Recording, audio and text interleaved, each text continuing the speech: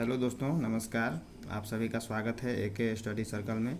आज एक बहुत ही महत्वपूर्ण प्रश्न को हम लोग सॉल्व करेंगे, जो कि है प्रूव दैट √5 इज इरेशनल, जिसका हिंदी अनुवाद है सिद्ध करें कि √5 अपरिमेय है।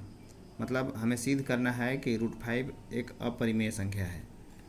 तो सबसे पहले हम लोग मान लेते हैं कि यह एक परिमेय संख्या है। तो यहाँ पे मैं लिख रहा हूँ कि माना √5 एक परिमेय संख्या है, परिमेय संख्या है। जैसे कह रहा है कि √5 अपरिमेय है, तो हम लोग इसे परिमेय मान लिए। तो जब परिमेय मान लिए तो परिमेय का इसमें गुणधर्म साबित होना चाहिए। परिमेय संख्या उसे कहते हैं जिस संख्या को हम लोग P/Q के रूप में लिख सकते हैं, उसे परिमेय संख्या कहते हैं। तो चूंकि √5 को एक परिमेय संख्या अभी माने हैं, इसलिए √5 को P/Q के रूप में लिख सकते हैं। √5 = P/Q, जहाँ P और Q दोनों क्या हैं, को प्राइम हैं। P एंड Q दोनों सह अभाज्य है, सह अभाज्य संख्या है। यहाँ पे एक शब्द आ रहा है सह अभाज्य, इसका इंग्लिश होता है को प्राइम। को प्राइम दो संख्याओं को को प्राइम तब कहा जाता है जब उनका HCF यानी महत्तम समापवर्तक 1 होता है। तो यह इसका मतलब यहाँ पे है P और Q दो ऐसी संख्याएं हैं जिनका अगर हम HCF निकालें तो उनका HCF क्या होगा, 1 होगा। ठीक है, तो लिख लिए।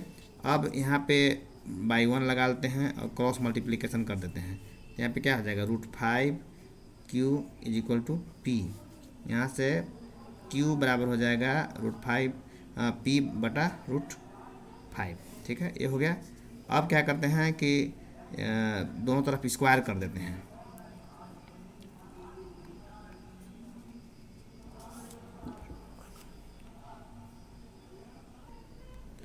तो यहाँ पे दोनों तरफ इसको वर्ग कर रहे हैं। तो यहाँ पे इसे हम दोनों तरफ वर्ग कर दे रहे हैं। वर्ग का मतलब होता है स्क्वायर। तो दोनों तरफ स्क्वायर करने पर, ठीक है, दोनों तरफ स्क्वायर किया तो ये हो जाएगा Q का होल स्क्वायर बटा P/√5 का होल स्क्वायर। तो ये हो जाएगा Q² बटा P²/5 हो जाएगा। इसका मतलब क्या है, चूँकि Q और P दोनों पूर्णांक हैं, पूर्णांक मतलब इंटीजर्स, तो इंटीजर्स हैं तो Q का स्क्वायर भी पूर्णांक होगा। जैसे मान लीजिए कि यहाँ 2 एक इंटीजर है, ठीक है, 2 क्या है, एक इंटीजर है, तो 2 का स्क्वायर क्या होगा, 4।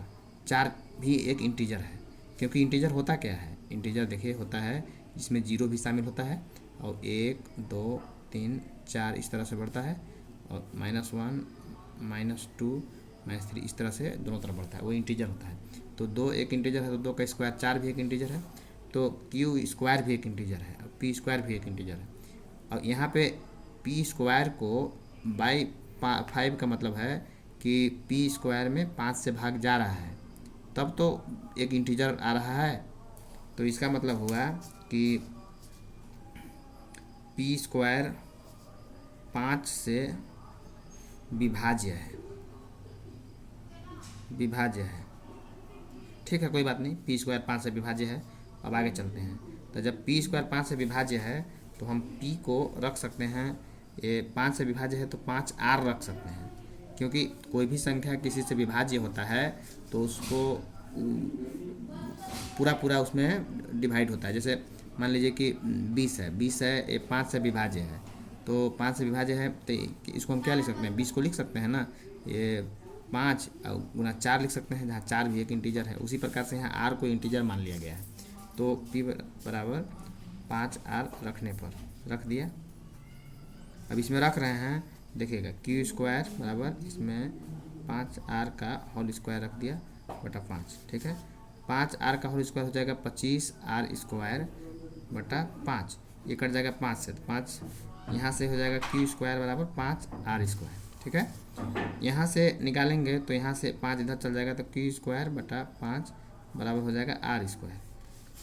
इसको ऐसे लिख सकते हैं आर स्क्वायर बराबर क्यू स्क्वायर बटा 5। ठीक है, इससे क्या पता चलता है कि पी स्क्वायर 5 से विभाज्य है। यहाँ पे देखिए, यहाँ पे जब पी स्क्वायर 5 से विभाज्य था तो पी भी 5 से विभाज्य होगा है, इसलिए पी भी 5 से विभाज्य होगा। क्यों क्यों विभाज्य हो गया? जब किसी संख्या के स्क्वायर यानी कि वर्ग जब कोई दूसरा संख्या से विभाज्य होता है तो वह संख्या भी उस संख्या से निश्चित तौर पर विभाज्य होगा। जैसे उदाहरण के लिए हम समझें कि 9 का स्क्वायर क्या होता है? 9 का स्क्वायर होता है 81। 81 3 से विभाज्य है। ठीक है, 81 3 से विभाज्य है तो क्योंकि 27 बार में कट जा रहा है, तो ये 9 जो है 9 भी 3 से अवश्य विभाज्य है। तो इसका मतलब क्या होता है, क्योंकि ये कट रहा है, तो होता क्या है दोस्तों कि जब कोई संख्या का स्क्वायर किसी संख्या से विभाज्य होता है तो वह संख्या भी निश्चित तौर पर उस संख्या से विभाज्य होगा। तो उसको हम p बराबर 5 रख सकते हैं और यहाँ इसको सॉल्व करने पर आर स्क्वायर बराबर क्यू स्क्वायर बाई 5 आया।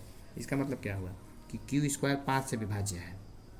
क्यू स्क्वायर 5 से विभाज्य है। विभाज्य का मतलब पूरा पूरी कट जाए, भाग लगाने पर शेषफल 0 है।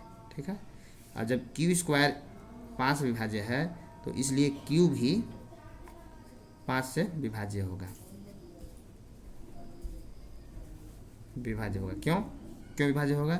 इसलिए विभाज्य होगा क्योंकि क्यू स्क्वायर 5 से विभाज्य है। और जब कोई संख्या का स्क्वायर किसी संख्या से विभाज्य होता है तो वह जो है वह भी उससे विभाज्य होता है। तो इसका मतलब देखिए, स्टार्टिंग में हमने माना था कि √5 एक परिमेय संख्या है और इसलिए उसको p बटा क्यू के रूप में लिखा जा सकता है। यहाँ p और q दोनों सह अभाज्य हैं। सह अभाज्य मतलब इनका HCF 1 आना चाहिए।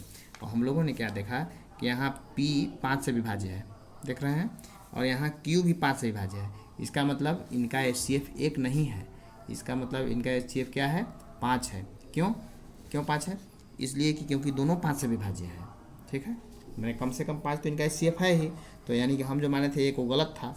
क्यों गलत था? क्योंकि हम लोग गलत मान लिए थे। क्या गलत मान लिए थे?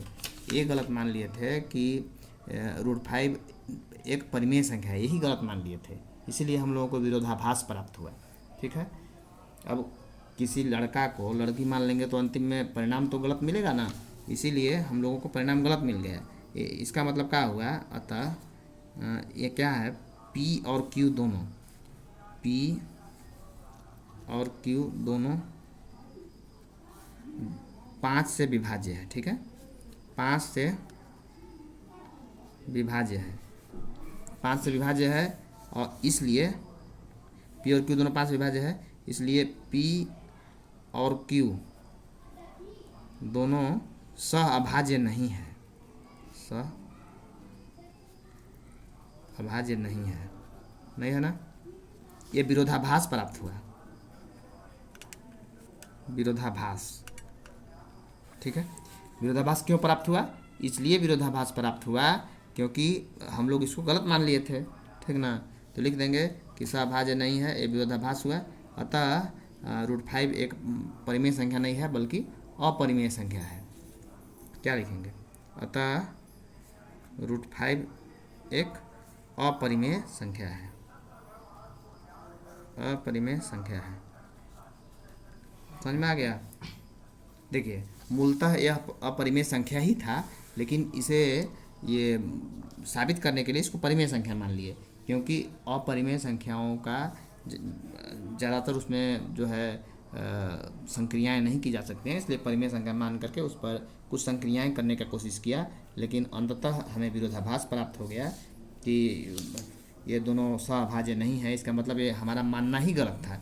यहाँ लिख सकते हैं दोस्तों कि हमारा मानना कि P और Q दोनों सहअभाज्य हैं यह गलत था, और P और Q सहअभाज्य नहीं हैं तो P बटा Q भी परिमेय संख्या नहीं है, यानी कि √5 भी परिमेय संख्या नहीं है। अतः √5 एक अपरिमेय संख्या है।